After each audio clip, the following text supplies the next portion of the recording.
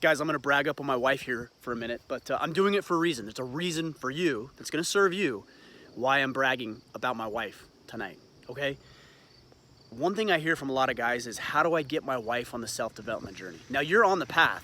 You're on the self-development path right now, okay? You wouldn't be listening to the podcast, you wouldn't be tuned into what we're doing here on the socials if you weren't interested in that. But it's a mistake to believe that the path you're on has to be the path that she's on.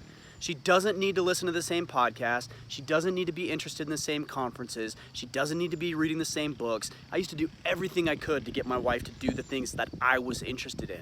Here's what I learned. Get the hell out of the way.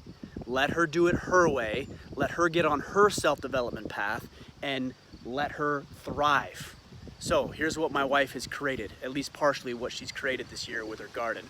Absolutely unbelievable. She just cooked dinner for me and the family, and it was amazing.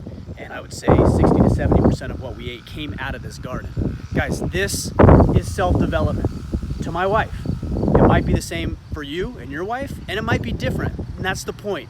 It's not always going to be the same, and it doesn't need to be the same. So do not fall into the trap that I fell into years ago, where I believed that she had to listen to the podcasts and the books and everything else, and instead let her get on her own path. I think you'll be pleasantly surprised with what she's able to create and how much more engaged she'll be for you and the family.